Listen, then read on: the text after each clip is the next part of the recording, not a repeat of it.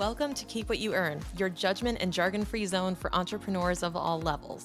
Get ready to learn how to scale your business, save money in taxes, and create a business that grows your wealth.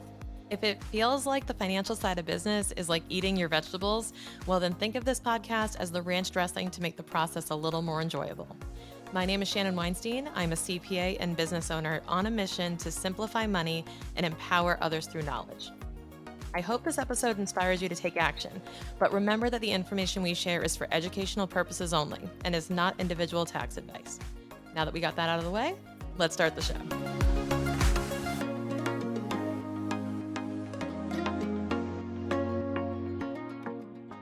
So, I've been on a bit of a kick lately where I have been comparing nearly everything I do in my business to that of a restaurant. And it's no exception, no irregularity that I do that because that's where my first job was in a McDonald's. And yes, I consider that a restaurant because I believe the hospitality industry is really a big foundation on what we experience in business. And it's a microcosm of a bigger picture of how businesses operate. And it becomes more front and center how that business model operates because it's so out there, it's so experiential. You can tell if things are going right because you can literally taste it on your plate. You can see it in the room. You can feel it. You can experience it really real time if the operations of the business are strong. So I've adopted this kind of mindset that if I were to treat my business like a restaurant and I were to implement a lot of what I learned in reading Unreasonable Hospitality, would I be able to be proud of my business and show that it's implementing all of these different, strategies? And what this unpacked for me was this question of what is more important, your product or your experience?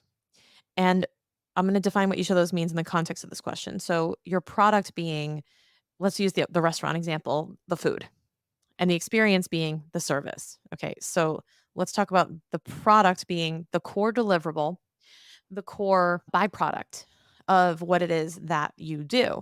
So if you are a e-commerce retailer, it's your physical product. If you're an accountant like me, it might be your tax returns, your reports. If you are a restaurant or you operate in hospitality, it's the hotel room, it's the, ambiance of the hotel, and it's the a restaurant, the food. And I think that when we compare product to experience, what I mean by experience is, you know, the service that you receive, the culture that people can feel, the energy in the air, the way you make them feel, the little extras. And I was toying with this idea that what makes a better business, AKA what would be a better thing to focus on for a business owner, really nailing your perfect product or really nailing the delivery of it through experience. And I have really lent into the latter because especially in businesses where, you know, at a certain point there is kind of a ceiling on the quality of a product if there isn't an experience that circulates it. So you could have, I think about it this way, if you could have the best steak in your city, you could have the best dish and people will flock there to taste it. However, if they have to wait an hour and a half to get served, if they have a rude waiter or waitress, if the room was too cold, if the music was terrible, too loud, if the lighting was off, that could actually turn them off. That could shut them out. However, I flip the script a little bit and I say, well, if all of that is completely on point, if the ambiance is there, people enjoy being there, they see other people there, there's just like this social atmosphere, really enjoyable, and a lot of hospitality, a lot of attentiveness by the staff where everyone feels really special. Does it matter how good the food is? So I tend to believe that experience can trump product, that product should not be neglected.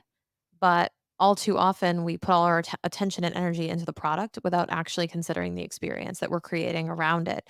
And we rest on our laurels that the product is going to stand on its own. So even if you have a physical product in e-commerce retail shop, let's say you're selling something online, you're selling clothing, let's say, and you say, well, it's high quality, it's soft, it's luxurious, it's good fabric, it's this, that, whatever. Yes, it is. And you should invest in that quality 100%. However, if you're not accompanying this with a sense of community, if you're not accompanying this with discounts or affiliates or loyalty programs or creating a sense of gratitude, maybe a handwritten card from the founder, maybe you're including freebies in the package, maybe, there's something special about the package.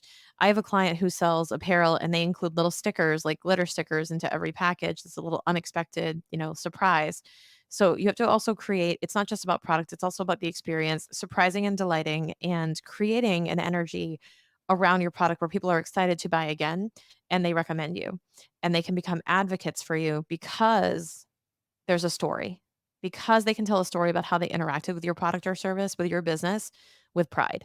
We try to do this in our company because, as I've explained to my team, it's so important that we deliver on experience where people are like, "Yeah, I work with this amazing CFO, she's great." Like, no one is, and not to say they wouldn't, but nobody is exactly complimenting my dashboards and my spreadsheets and going like, "Oh my god, her Excels are amazing." No. What they're complimenting is how we make them feel, the peace of mind they feel, the fact that we've got all the financial stuff covered, the fact that we help them come up with a plan to recover their cash flow or their roadmap to $1,000,000. Like, we've done all of that, and that's the experience that they like, is they don't not look forward to. I mean, I would like to say they look forward to. That's my goal. But you know how most accountants, you're like, "Well, I tolerate going to this meeting. I don't look forward to it, but I have to go to this meeting," kinda like a dentist appointment. We wanna just throw that out the window and say, "You actually enjoy and you look forward to that meeting with us because we're gonna talk strategy, we're gonna talk mindset, we're gonna talk getting you in the game and getting you to the goals a lot faster." So, how can you create such an experience for your customer where they are not only excited about the product and, you know, willing to recommend that, but they also have a unique experience that circulates the product that they're willing to tell stories about. This also helps differentiate you, especially when your offer is becoming commoditized. I'll give you an example in my world is bookkeeping and taxes are super commoditized. Like, if you're a business owner and you know you need to have your taxes done, what are you doing? What are you doing? You're shopping price, you're shopping convenience, you're shopping proximity, and you really don't care. At the end of the day, you probably don't really care who does your taxes as long as they get done. There's a big gap there of, like, not really caring who does it and not caring about this, like, experience in doing it. It's just something that has to get done. But if they made you feel cared for, if they answered all of your questions, if they did a lot of planning for you, then you'd probably be willing to recommend them and be like, "This is actually such an exceptional experience for me that, like, I'm not switching. I'm not going anywhere else." And that's what we wanna create.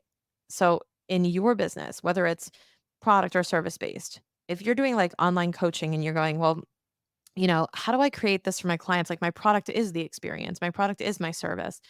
I want you to delineate the fulfillment of your service from the experience you create and start with looking at your onboarding experience and saying, how can we go that little extra mile? Could we send them an onboarding gift? Could we send them a handwritten card? Are we sending them birthday messages? Are we sending them updates? Like, what are we doing to generate this relationship? And what can we do a little bit further that other people aren't doing? What are other people in our industry unwilling to do that we can step up and do and reset an expectation on? That is what I want you to think about. So when it comes to creating a product or creating an experience, it should not be an or conversation, it should be an and. But what I would like to see you do is tip the scale a little bit on the experience side. Because like I mentioned, an experience that is exceptional can trump a product that is exceptional when done right. And do not take your eyes off product improvement by any stretch. But just keep in mind that people remember the experience a lot more than they remember the product quality. And they also tend to appreciate the experience a lot more than product quality because they are not experts in what it is that you do. And maybe will not come to appreciate how much quality you do put into what you do. So their only point of reference is their experience. And that's where a lot of gaps arise.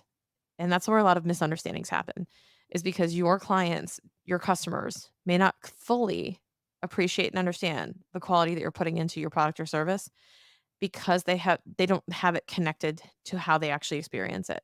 So, as you take this away from this episode, go take some notes on what are the ways that I can cultivate an exceptional experience for my clients that feels like this luxurious or prestigious or elite treatment that they're going to get, And it doesn't have to be stuffy, it doesn't have to be ritzy, it doesn't have to be high spend, but I'm saying, how can you make them feel like they're super VIP special all the time? That's what I want you to go work on. All right? I will see you on the next episode. One of the things that holds people back from starting their business and going all in on it to grow it is this hesitation around setting it up properly or cleaning things up to make sure everything is legally and compliantly sound. Between setting up the actual business legally and knowing how to manage the money, there's a lot that can intimidate somebody and scare them into not starting. And that's why I bundled up my 5 best resources all together for brand new business owners or for anyone who's looking to clean things up. This is my 5-day mindset refresh because it always starts with mindset. And my business financial quick starter, which is my starter course for anyone looking to start a business with all the key elements you need to do in order. My tax deduction guide with hundreds of deductions you can take for your business today. My Money Pro matchmaker on how to find the right professional for you. And my cash flow forecasting mini course. This is the ultimate Swiss Army knife. It includes tools and templates, everything you need to get started on your business successfully or clean things up if you feel like you've fallen behind. Grab your copy right now. The Small Business Starter Kit is yours for free using the link in the show notes.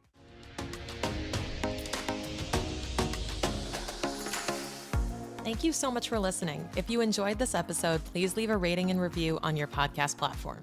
This small action goes a long way for podcasters to get our message heard by more business owners just like you. Be sure to check out the show notes for links to information about our guests and ways to get in touch with me.